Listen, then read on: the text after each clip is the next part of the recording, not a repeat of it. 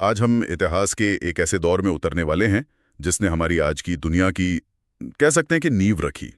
ये वो दौर था जब मशीनों ने इंसानी हाथों की जगह लेना शुरू कर दिया था। जब जिंदगी गांवों के खेत खलियानों से निकलकर फैक्ट्री के धुएं में बसने लगी।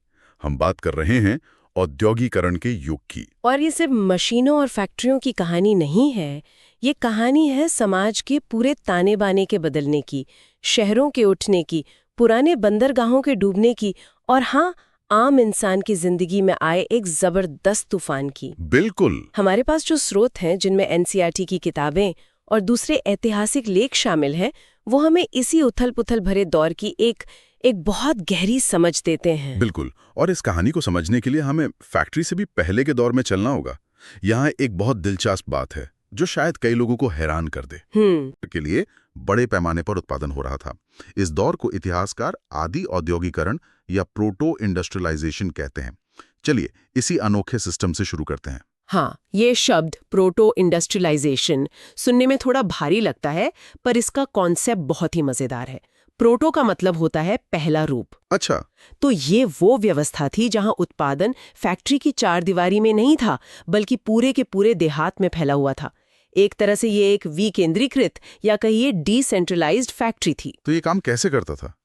मेरा मतलब बिना किसी एक सेंट्रल बिल्डिंग के, बिना मशीनों के और फिर भी बड़े पैमाने पर उत्पादन। ये तो आज के जमाने के वर्क फ्रॉम होम जैसा कुछ लग रहा है। आप काफी हद तक सही कह रहे हैं। देखिए, 17वीं-18वीं सदी में यूरोप के शहरों में जो व्यापारी थे वो बड़े महत्वाकांक्षी थे। उन्हें अपना माल दुनिया भर में बेचना था। लेकिन शहर में उनके सामने एक बड़ी दीवार थी, ट्रेड गिल्ड्स। हाँ, ये जो कारीगरों के संगठन होते थे, ये तो बहुत शक्तिशाली थे। मतलब ये तय करते थे कि कौन कारीगर बनेगा, माल की कीमत क्या होगी, उत्पादन कितना होगा। एकदम सही। तो नए व्यापारियों के लिए वहां घुसना तो लगभग नामुमकिन था। बिल्कुल। तो इन व्यापारियों ने एक तोड़ निकाला। वो शहरों से निकलकर गांव की तरफ गए। उन्होंने किसानों और कारीगरों से संपर्क किया, उन्हें एडवांस में पैसा दिया और कहा, आप हमारे लिए कपड़े बनाइए। अच्छा। और किसान परिवार, जिनके पास खेती से फुर्सत का समय होता था और जिन्हें हमेशा अतिरिक्त आमदनी की जरूरत थी, वो तो खुशी खुशी तैयार हो गए। तो एक तरह से दोनों के लिए फायदे का सौदा था। व्यापारियों को गिल्ड्स के नियमों से आजादी मिल गई और किसानों को घर बैठे काम। बिल्कुल। आप सोचिए, व्यापारी शहर में बैठकर पूरा नेटवर्क चला रहा है। वो किसी गांव से ऊन खरीदता है, उसे सूत काटने वालों के पास भेजता है। जब धागा तैयार हो जाता है तो वो उसे बुनकरों तक पहुंचाता है।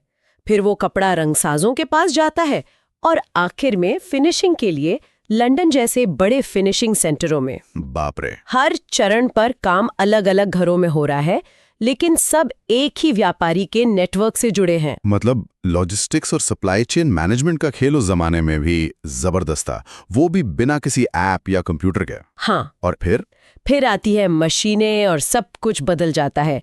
कॉटन मिल, स्पिनिंग जेनी और इन सब का राजा स्टीम इंजन। हाँ। यहीं से क्रांति का दूसरा चरण शुरू होता है। सबसे बड़ा बदलाव आया सूती कपड़ा उद्योग में। एक आविष्कार था रिचर्ड आर्कराइट की कॉटन मिल। इसकी सबसे बड़ी खासियत ये थी कि इसने उत्पादन की पूरी प्रक्रिया, काटने से लेकर बुनने तक को एक ही छत के नीचे ला दिया। अब व्यापारी हर चीज पर नजर रख सकता था, क्वालिटी कंट्रोल कर सकता था। मतलब गांव-गांव घूमने का झंझट खत्म। बिल्कुल। और स्पिनिंग जेनी तो कमाल की चीज थी। 1764 में जेम्स हारग्रेव्स की यह मशीन, जहां पहले एक मजदूर एक तकली से बस एक धागा बनाता था, वहीं यह मशीन एक पहिया घुमाने पर एक साथ कई धागे काट देती थी। हाँ, प्रोडक्शन एक झटके में 8-10 गुना बढ़ गया। लेकिन इन सब मशीनों को चलाने के लिए ताकत चाहिए थी, और यहीं पर जेम्स वाट का सुधारा हुआ स्टीम इंजन तस्वीर में आता है। जी, भाप की ताकत ने उद्योगों को पूरी तरह से बदल दिया। अब फैक्ट्रियों को पानी की ताकत के लिए नदियों के किनारे बनाने की मजबूरी नहीं रही, उन्हें कहीं भी लगाया जा सकता था। लेकिन यहाँ एक बहुत बड़ा पैच है जिसे अक्सर लोग नजरअंदाज कर देते हैं। वो क्या? वो ये कि ये बदलाव बहुत ही धीमी रफ्तार से हुआ। हमें ऐसा लगता है कि स्टीम इंजन आया और रातों रात हर जगह मशीनें लग गई, पर ऐसा बिल्कुल नहीं था। अच्छा। नई मशीनें बहुत महंगी थी, उनकी मरम्मत मुश्किल थी और वो अक्सर खराब भी हो जाती थी। कई उद्योगपति उन्हें खरीदने से डरते थे। आपको जानकर हैरानी होगी कि 19वीं सदी के शुरुआत तक पूरे इंग्लैंड में सिर्फ 321 स्टीम इंजन थे। सिर्फ 321? ये तो बड़ी अजीब बात है। हम इसे औद्योगिक क्रांति कहते हैं, लेकिन असल में उद्योगपति खुद मशीनें लगाने से बच रहे थे। ये तो क्रांति के बिल्कुल उल्टा लगता है। यही तो इस दौर की सच्चाई है। क्रांति हुई, पर वो एक सीधी रेखा में नहीं चली। सबसे ज्यादा तेजी आई कपास और धातु यानी लोहा और स्टील उद्योग में।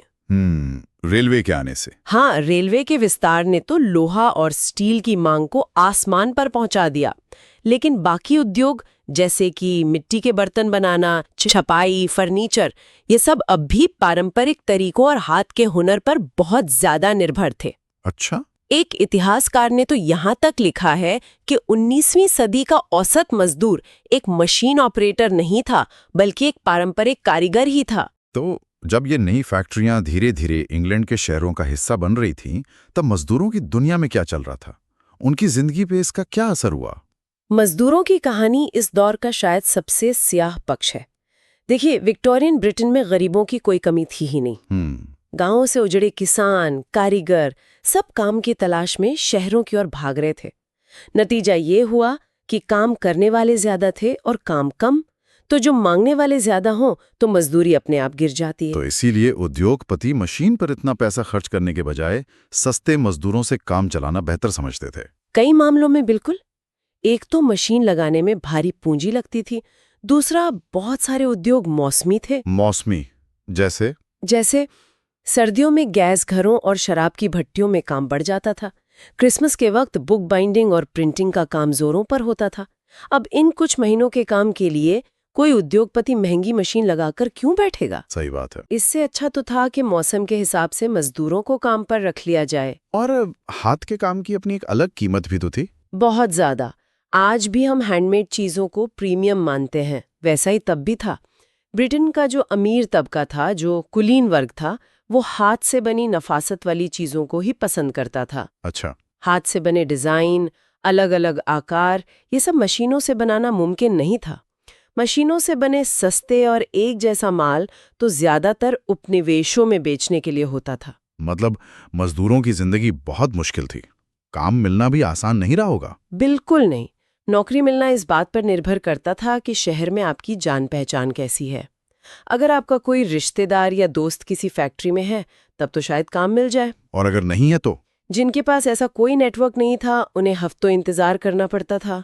वो पुलों के नीचे या रैन बसेरों में रातें गुजारते थे। और शायद इसी असुरक्षा और बेरोजगारी के डर ने उन्हें नई तकनीक का दुश्मन बना दिया। हाँ, मजदूरों को लगता था कि ये नई मशीनें उनकी रोजी रोटी छीनने आई हैं। इसका सबसे बड़ा उदाहरण है ऊनी उद्योग में स्पिनिंग जेनी का विरोध। हाथ से ऊन काटकर घर चलाने वाली महिलाओं ने इन मशीनों पर हमले करने शुरू कर दिए। ये टकराव बहुत लंबा चला, जिसे बाद में लुडिज्म के नाम से भी जाना गया, जहां मजदूर मशीनों को ही अपना दुश्मन मानकर उन्हें तोड़ने लगे थे। तो ब्रिटेन में ये सब हो रहा था, नई फैक्ट्रियां, नए शहर, मजदूर